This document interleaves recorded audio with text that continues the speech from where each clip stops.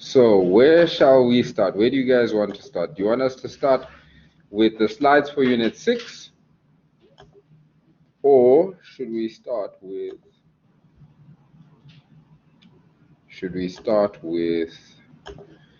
a few of the exercises in Unit 5? A few of the exercises in Unit 5. Okay, cool. No problema. We will do that then. Okay.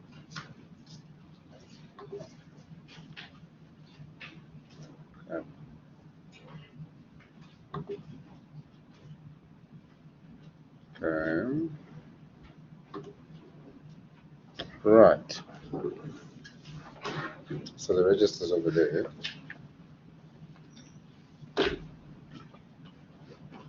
Okay. So in Unit 5, we were talking about controlling inventory and overhead costs. Okay. And one of the subtitles that we stumbled on was valuing inventory. Okay.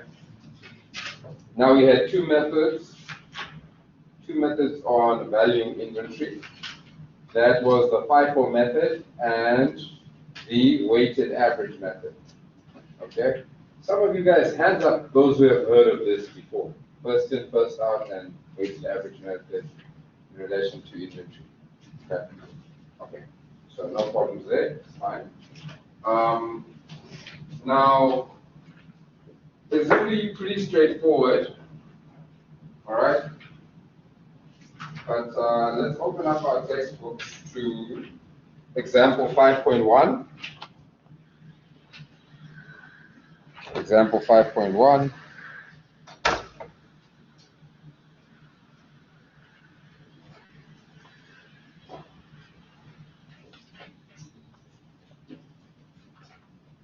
And then let's see what's going on over there.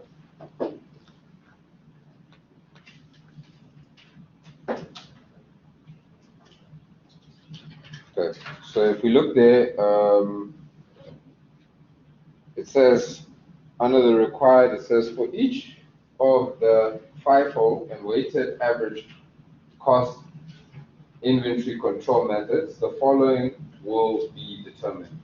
The value of closing inventory on 30 April 2003, the sales revenue for April 2003, the cost of sales for April 2003, and then finally the gross profit for April 2003. Okay. So there, that's what they want us to look into, obviously for both the weighted and the FIFO. All right. It says this enterprise trades in a single homogeneous product. On 1 April 2003, there were 5,200 units with a selling price of 3 Rand each. After making these goods up with a 20% on cost on hand, okay? Then it goes on to say, use the perpetual inventory system, okay? Transactions relating to, for April 2003, all right? And they have the dates there. So first, on the 2nd, they said purchase 2,000 units at 2 Rand 75 each. Then sold 6,000 units at 5 Rand 41 cents each. Purchased 1,000 units at 2 Rand 85 each. Then purchased 4,000 units at 2 Rand 63 each. Okay, and then sold 5,100 units at 5 Rand 41 each. Okay, and then purchased 1,500 at 2 Rand 87 each. Okay. So here we can see we're purchasing and we're obviously selling some of the units. Okay, and this is how it works in the real world. It's not like we purchase everything first and then we sell. All right, then it's the end of the month, then we purchase and we sell. So this stuff is happening simultaneously at the same time. Okay, and what you can quickly begin to see there is that we are purchasing the units at different prices. Can you see that? It's not always the same price. Okay? In fact, it barely ever is. Okay? Now, with FIFO, remember what we said when we were going through the slides. With FIFO, we're saying the first inventory that comes in is the first inventory that goes out. In other words, that we sell. Okay? And that makes sense, especially if inventories are going to expire. Okay?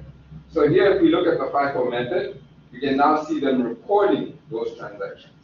Okay? You can see in the additional information, or the information up top, they said on 1 April 2003, there was 5,200 units with a selling price of 3 rand each. You can see on the first day, they're saying balance 5,200, all right, at 2 rand 50. Where are they getting that 2 rand 50 from? It's coming from the fact that is basically they're calculating the opening stock. Okay, so what they're then doing is they're saying, okay, they said 20% on cost. So that means cost plus profit equals to selling price.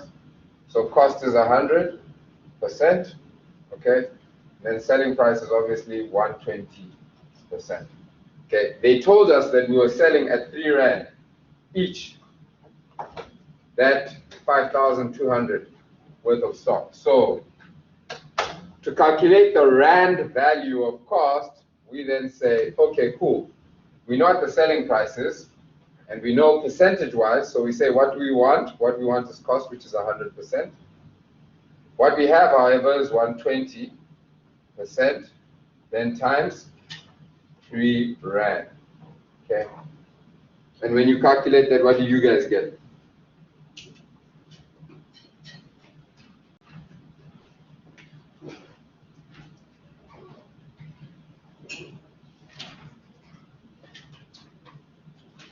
$2.50. Okay, so that's where they get the 2 rand 50. Okay. Remember, your job here is they want you to calculate the value of closing stock. All right, but for you to do that, you obviously need to also have calculated the opening. All right. So, value of closing stock. On the second, you can see we purchased 2,000 units, all right, at 2 rand 50. So you just need to then times, 2 rand 75. You just need to times that there. They didn't actually write in the actual amount. Okay. All right. So fine. In the balance side, if you do those calculations, obviously you'll get the amount. All right.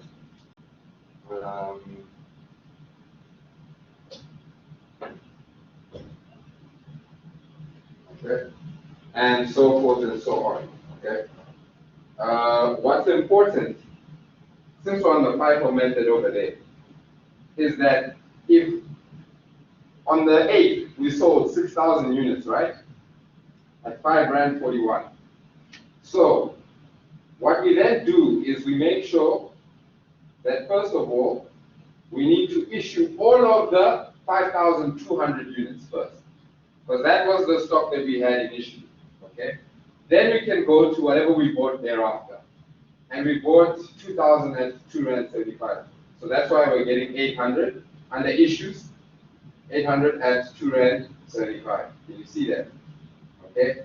And then obviously the balance thereof, because if you look at the block above, the second block under balance, you see 5,200 plus 2,000 give you 7,200. Okay. And then you sold 6,000. So can you see now the balance is 1,200 in terms of units. Okay, and we know all of that stock is at 2 rand 75. So that's how we operate under the FIFO. Okay, so I'm just trying to illustrate this stuff just to show you how simple it is. All you need to know is that what I purchased first needs to be sold first.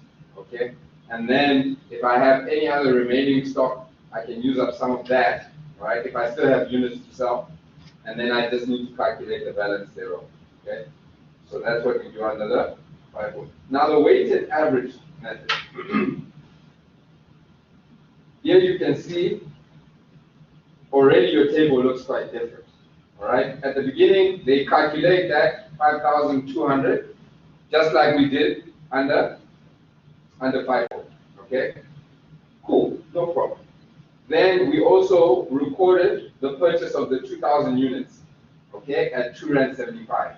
Okay, all right, no problem. But can you see something there? They say 7,200 in the second block under balance at 257. Can you see that? Where are they getting the 257 from? Okay, and there you can see A, so it's actually pretty much broken down for you. They're averaging the 5,200 units, okay, with the 2,000 units at their different prices, and then coming up with an average of 257. Okay, and that's why we call it the weighted average. And here, they don't mind us selling or issuing, whether it's the last stock that came in or the first stock that came in, because we've averaged out the cost. Does that make sense? Okay, so that's pretty much how we handle the FIFO and the weighted average cost. And then here, obviously, you've got exercises 5.2, 5.3 that you guys can go through just to polish up and ensure that you actually understand and can calculate both. Okay. But it's not rocket science. You just need to understand what's going on and the difference between the two, and you'll be perfectly fine. Now, if we can calculate the cost, all right, then we can also then go on to, and we're able to calculate the selling price.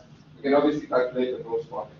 Okay, and then calculating the markup percentage, obviously that's now playing around with your selling price or your sales, your total sales, and the actual cost of those units that have been sold. Okay, and it will obviously be different under FIFO and that of weighted average, because weighted average, your cost is going to be different. It's averaged out, and then obviously under your FIFO, it depends on which if you just sold only the old inventory, or if you sold only the new inventory, right? When you're calculating the cost of sales for, it's a combination of both. Because if it's a combination of both, then you're going to add what the cost of sales was for the old to that of the new. Okay, so pretty simple, pretty straightforward. Okay, then the next thing that we want to quickly talk about, all right, and this is just in relation to your Unit 5, this is the last thing that we want to touch on. It's your economic ordering quantity. And again, we also spoke about this over our online engagement. When last I saw you, I think it was Wednesday, if I'm not mistaken. So here, I just want to highlight the fact that, okay, so let me just erase this.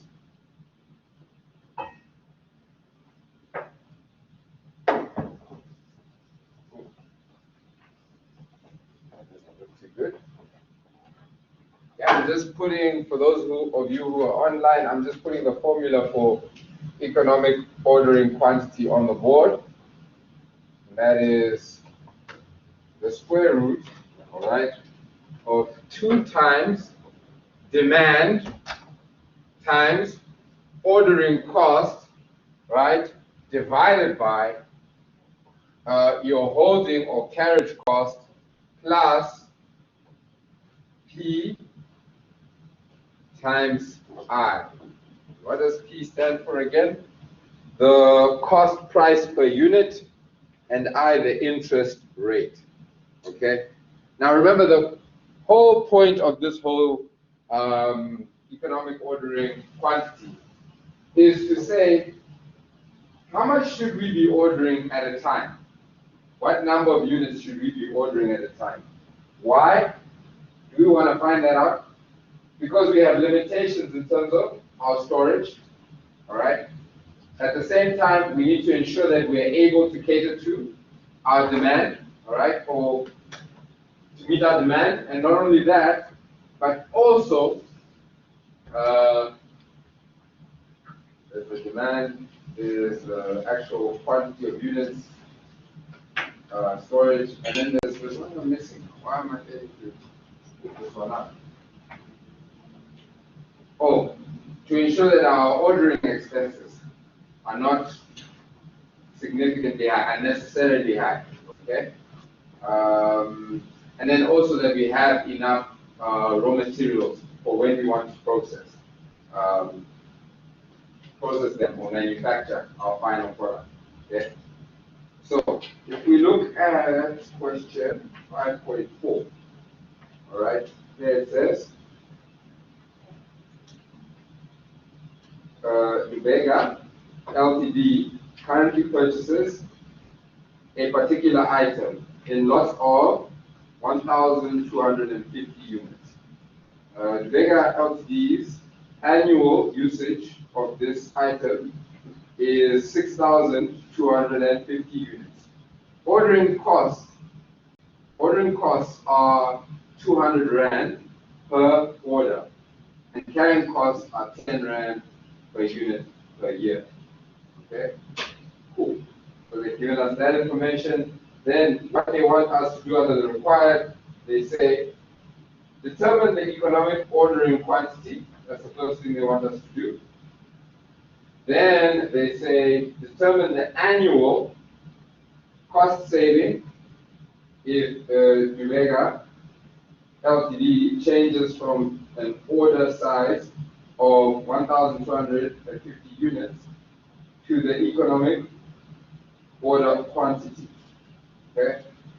The supplier offers a discount of 2 Rand per unit of the purchase price of orders. Sorry? The supplier offers a discount of 2 Rand per unit of the purchase price of orders are placed in lots of 625 or more. What action would be recommended? Okay, cool. So let's jump into that. Let's jump into that. Okay, so first things first, what you want to do, let me just zoom in here a bit.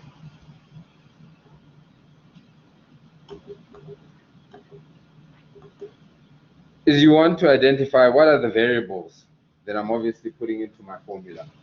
Okay, so your annual demand, they told us there is the 6,250. Okay, then they told us that the cost of ordering, all right, O is then your 200 Rand per order. And then finally, they told us that the, what is this, carriage cost, also known as the holding cost, all right, this is how much it costs us to store the product, is then 10 Rand per unit. And here, they didn't give us an interest rate. So if they didn't give you an interest rate, then you can leave that be, okay? And they also didn't give us a price per unit. Yes, they did not. Yeah. So then we obviously just plug that into our formula. Okay. You've got your 2 times, all right, the number of units, and then times each ordering cost, and then we say divided by 10. We obviously get that 250,000.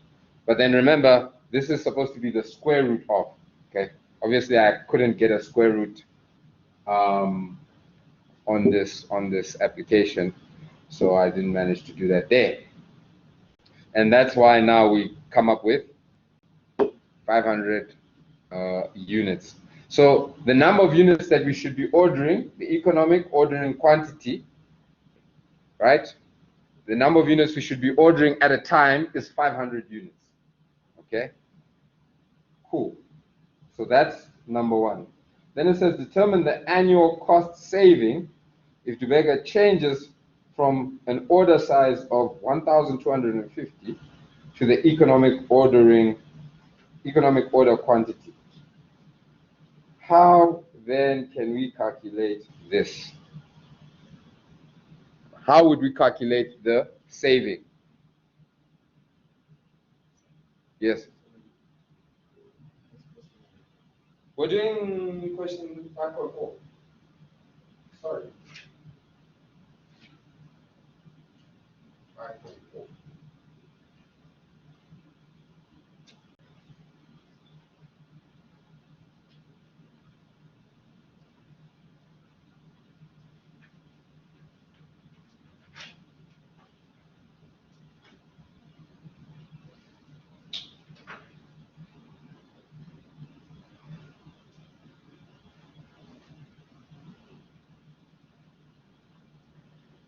How do we determine this? Okay, so first things first, right? We know that we order how many units a year? It says there at the top of the question. And we use it in the formula. Annual demand was 6,250. Okay? And we're saying that we're going to be ordering 500 units at a time, because that's our economic ordering quantity. So how many orders do we make? We make 12 and a half every year, according to the economic ordering quantity. Okay?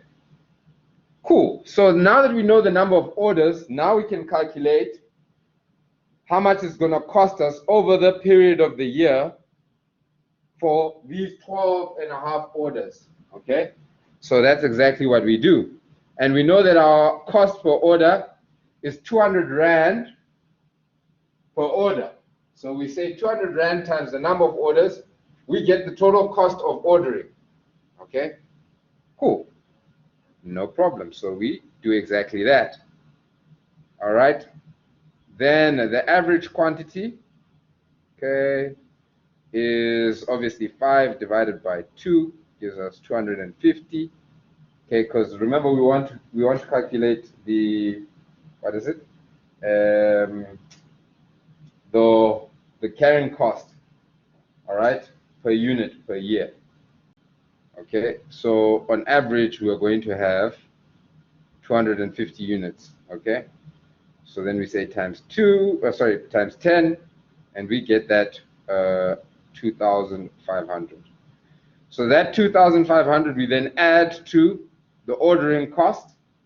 All right, remember so we're saying our carriage cost, our holding cost, plus our ordering cost. Okay. I want to see something here.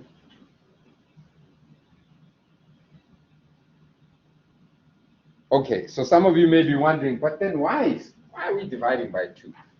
Okay, if you look on the page just before question 5.4, where they just start talking about the economic ordering quantity, you'll see they say there, your annual holding cost is average quantity in inventory times your annual carrying cost per container. Okay, so when we want to calculate the annual holding cost, we don't use the full amount of units that we order, we use the average quantity in inventory. Okay, so if you look there just above that, you see the formula for average quantity in inventory is quantity per order. In other words, the 500 units that we order every time we make an order, okay, divided by 2. Okay, just so that some of you may not have been questioning it, but just so that you are aware. Okay, so anyway, we've now added our holding or carriage cost to that of our ordering cost, and then we come up with a total cost of 5,000.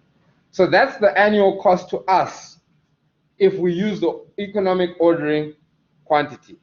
Now, obviously, they asked us, how much are we saving? So the next question we have to then say is, if we stick to ordering, currently purchases a particular item in lots of 1,250 units. So if we continue ordering in 1,250 units, what then is the cost? And is it more than or less than our economic ordering quantity?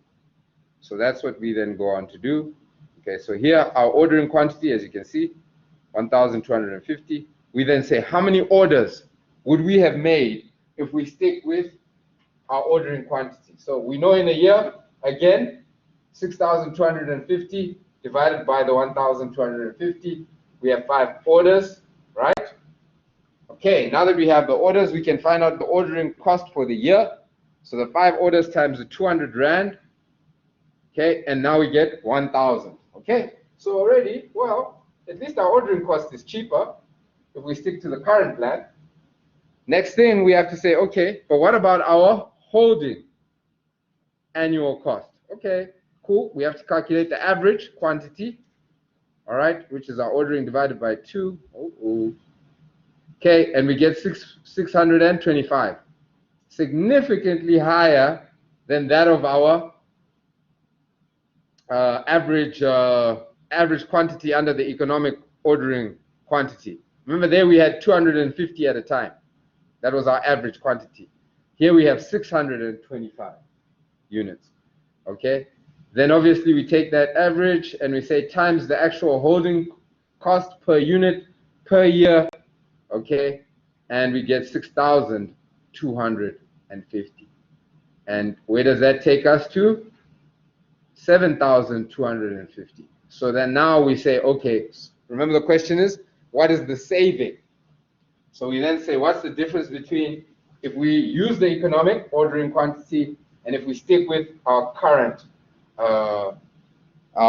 ordering plan? Okay, and then we see, wow, we're actually saving 2,250. Okay, so that's your question 5.4.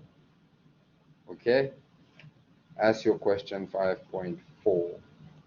All right, then if we move on to question 5.5, question 5.5.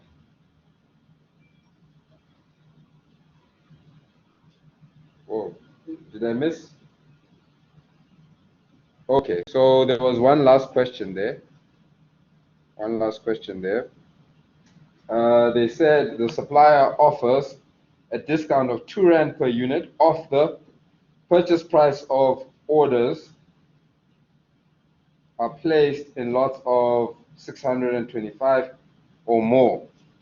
What action would you recommend? Okay, so this guy is now putting us in a bit of a dilemma. Remember in question 2 what we calculated? The saving that we would make if we use the economic ordering quantity. Now, what they're doing to us is they're saying, wait, if you actually order 625 units at a time or more, okay, we're going to get a 2 Rand per unit discount, okay? Remember, our ordering quantity, according to our calculations, our economic ordering quantity is 500. So if we're to stick with that, then we forego this discount. So what we then need to find out as financial managers is if we actually do order 625 or more, are we going to be saving in comparison to sticking with the economic ordering quantity? Okay, so pretty much we're going to be doing the same thing, but just incorporating that 2 Rand saving per unit. Okay, so again we say, okay, cool, 2 Rand times the, so here they just annualized it to say we know that we are ordering 6,250 units per year. So this is the discount we should get per year. 12,500. Okay, and then we're saying, okay, so we could have actually started here to say the 6,250 divided by 625 units, okay, and that gives us 10 orders. 10 orders times the 200 Rand per order, okay, that gives us a ordering cost of 2,000. Okay, then we go on to say, okay, what is the average? Because remember, we want to calculate the holding cost. So we say that's 625 divided by 2 to get the average, and then times the 10 Rand, and we get 3,130. Okay, so now we can add the 2 to get the total cost. All right, we get the total cost, and we say, okay, total cost, right, minus the economic ordering we obviously have additional cost of 130. 130. Now I'm just trying to see here.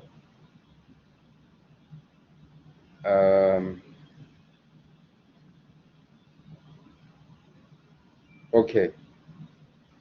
So what they've done here is now, okay, that 130 that we would get, that we would have as an additional cost if we actually ordered 625 units per order. We're then saying, okay, cool, we know there's a discount of 125. So this discount is like us receiving money, so to speak. Okay, because that's money that we are obviously not having to spend. Does that make sense? So we're saying, okay, the additional cost that we would have if we actually took advantage of this discount, okay, would only be 130. Is that less than the actual discount that we would realize for the year? Yes, it is. So then the recommendation would be, this is how much we're actually saving. All right, 12,370. So since we're saving more than we're actually losing, then we should actually do what? Somebody tell me. If we're saving more by means of the discount than we are losing, what should we do? Should we take advantage of the discount and order 625 units at a time, or should we stick with the economic ordering quantity? What should we do?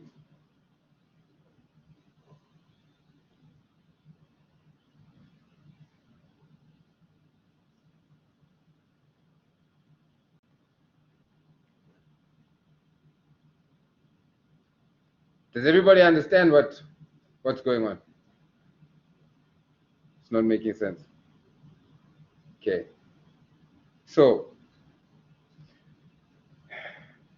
I'm trying to see how I can best explain this.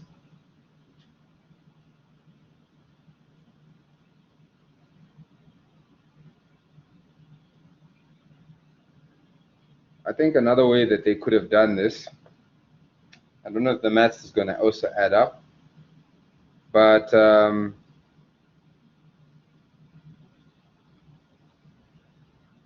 it's probably not. No.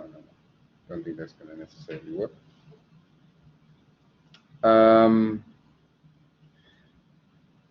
The first thing that we did is we calculated how much money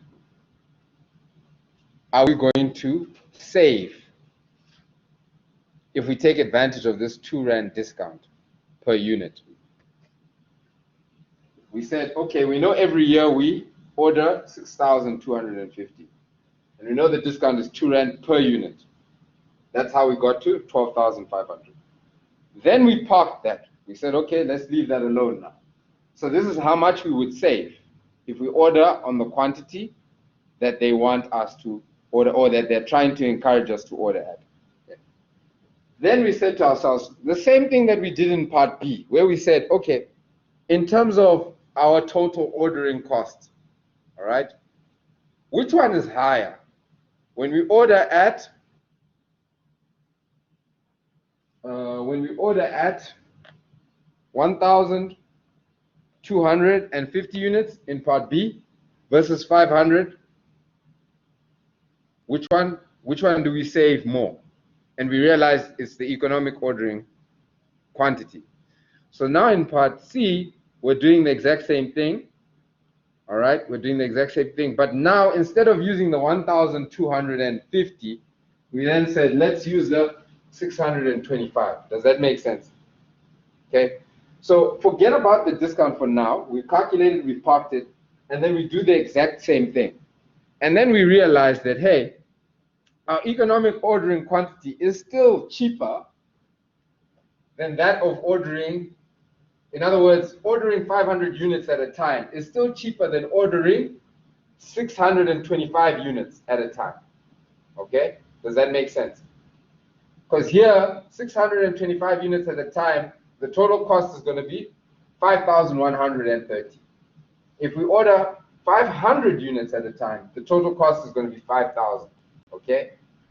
Right. So then we realize, okay, if we are to order 625 units at a time, there's an additional cost. Can you see this is greater than that?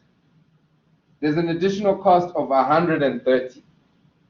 Now, this is when we now went back to say, but hold on, the discount that we realize, right, if we order 625 units at a time, is this 12,500 that we initially calculated. Okay. So now we're saying, okay, but if we're getting a discount of 12,500 and we only get an additional cost of 130, we might as well just absorb that additional cost of 130, and that's why we're deducting this. And then we're saying, so the real discount that we're realizing is then the 12,370. Okay. And so if we're to say, no, you know what, let's forget about the discount, we're actually foregoing 12,370 saving. Okay. So that's why I was saying we would go with actually ordering 625 units at a time. I hope that makes more sense. Okay, I'm getting more head nods, so I will work with it. Okay, cool, awesome stuff. Right. Yes, yes.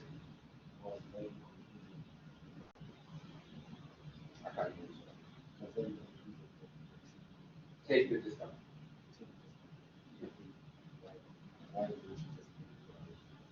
Because we're losing money. We're foregoing, if we stick with 500 units at a time, we won't get this money back. Granted, yes, they're not going to write us a check of this amount, but the money we're going to spend on our inventory, all right, we're not going to have this discount. So this is like money coming back to us because we're spending less. That makes sense. So, you know, as financial managers, our job is always to try and be as profitable as possible. And that's not always trying to increase the actual revenue. Sometimes it's about minimizing the cost to as low as we possibly can. Make sense?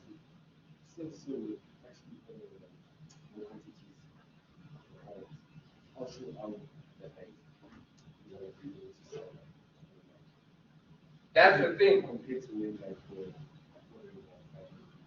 So 100%, that is a very, very good question. Okay? He's asking, how confident are we that we're going to be able to sell all of the units that we order in comparison to the 500? And here's the thing. Even the 500, there's no guarantee. In the real life, in real life. Yeah. Yeah. So,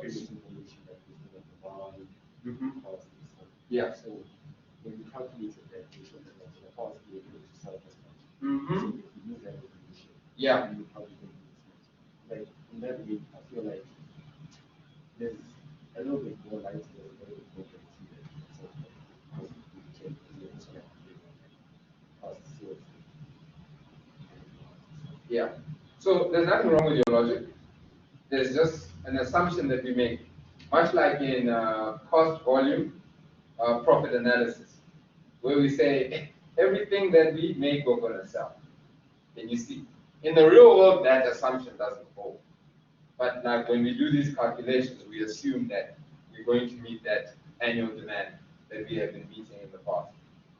But 100%, I fully agree that in reality, there's no guarantee. There really isn't a guarantee. Yes, we can say there's a likelihood we can achieve what we achieve, but still, there's no guarantee. So it's just an assumption that we make when we do these calculations, that we are going to sell everything. That's what I was saying, it's such a brilliant question. I hope that answers. I know it's not always the answer we want to hear, but It is what it is, right? Okay. So, I will admit it took a bit longer than I thought. Okay. But I think what we should do is just do one more. I'd like us just to do 5.5, and then I'll say do 5.6 as homework, and 5.7 as homework. Okay, it's really not that bad. So let's just quickly go through 5.5, and then the next time we do unit 5, we'll be now touching on activity-based costing and that other stuff. Okay, right. When's your test 2, by the way? 24th, 26th of May. Okay, all right, cool. So we have time, and that's units 5, ne? Up until units 5, I think it is. Test 2. 3 and 4. Ah, okay. So you guys could write tomorrow even. You've covered most of the content. Okay. All right, let's get into this. So first thing that they want us to do is calculate the economic ordering quantity, all right, based on the information provided. And then the last thing they're saying, the cost accountant is convinced that the rapid rise in interest rates has an influence on their economic ordering quantity, as the purchasing price of inventory is financed by the means of a bank overdraft. Calculate the economic ordering quantity, all right, taking the effect of the interest rate of 25%. Cost per unit is 10 Rand. Into account and explain why there is a difference in the number to be ordered according to the economic ordering quantity, when the effect of cost of capital in the equation as opposed to when it is ignored. Wow, okay, this is a great question. All right, then up top it says Branco Ltd has traditionally used the economic ordering quantity in order to find the optimal number of units to be ordered. That's the whole reason why we do this. Optimal number of units to be ordered. They have, however, ignored the cost price of the units ordered and the interest rate, right? Remember we spoke about interest, I think it was in the first lecture, first set of slides, cost of capital. That's what your interest rate is all about. We don't borrow money for free, okay? In their calculation, okay? They have, however, ignored cost price of units ordered and the interest rate. Okay, cool. The cost accountant provided you with the following information. The company operates for 52 weeks in a year, okay? 20 units of a particular stock item are used per week, okay? Can you see now they are making you calculate the annual demand, D. Because they're giving you the weeks and then they're telling you how many units you use per week, okay? Right, then they go on to say the cost of placing an order is 10 Rand, okay? So we know what O is, okay?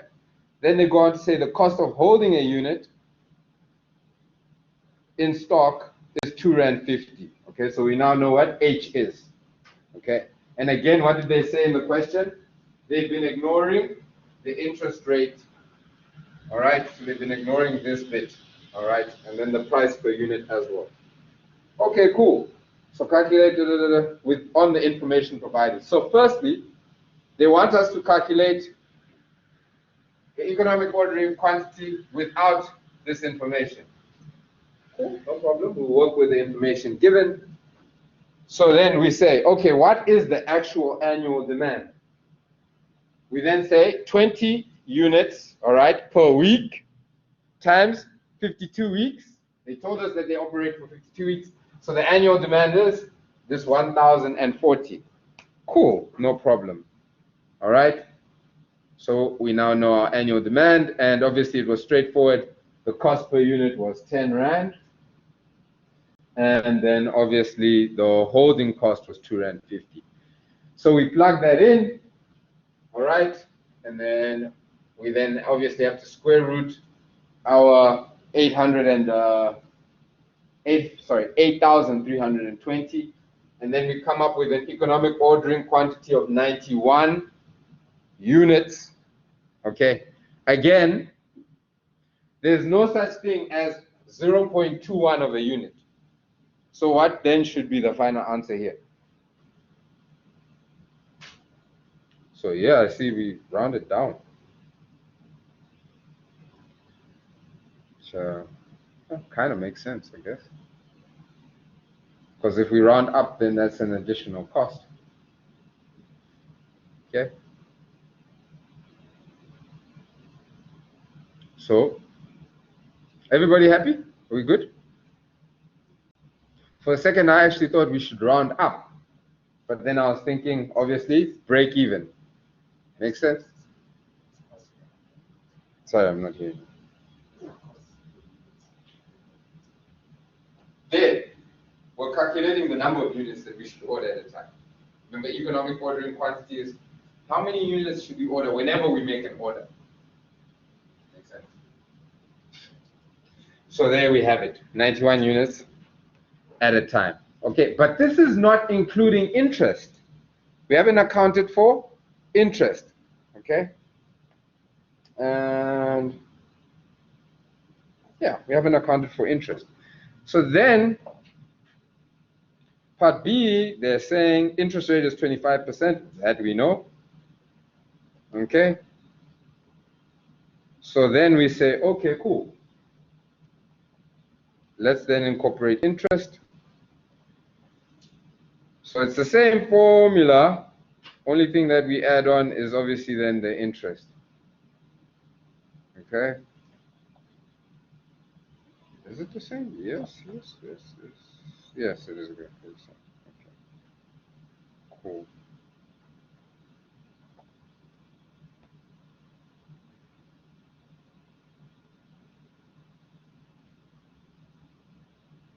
Okay. All right, so this time now we get an amount of 4,160.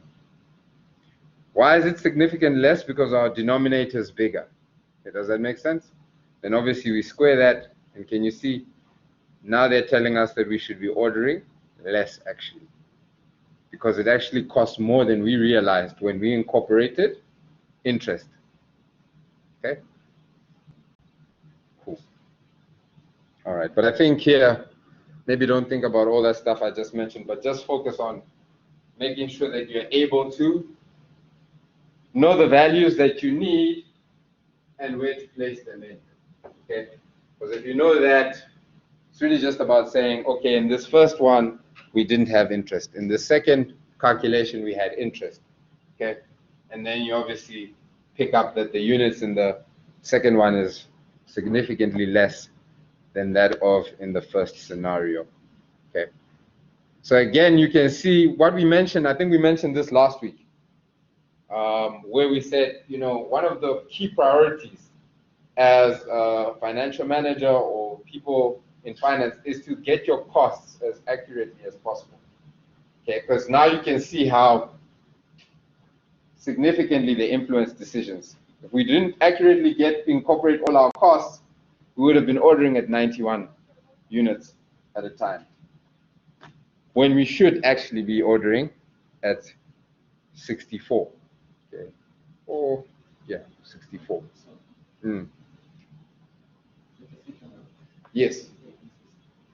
Sorry? They told us in the bottom half, in the part B. Yes. Cost per unit.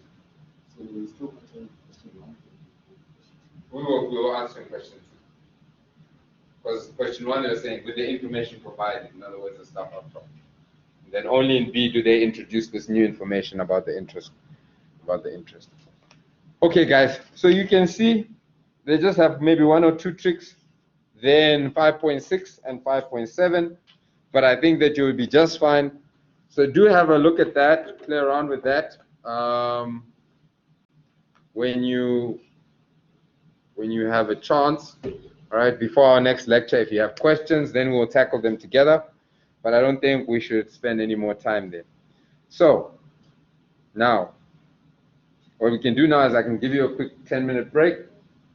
I think I think that would go a long way. Then we can quickly just get into Unit 6, so that when I see you next week, we don't need to do that. And then when I see you next week, we can obviously finish off Unit 5. And then we reach the quarter, we can then obviously get into the calculations of Unit 6. Yes. It may look like we have a lot of time, but if you look at your timetable, how many times we actually don't have. We're actually on pace. That's fine. Right. So yeah, let's get back together at 2:06, and then we'll just. I think it won't take us longer than 10 minutes. It's really a very, very short unit, and then those who want to see their results, I'll have those ready for you. Those who don't, I'm sure you'll see them next week.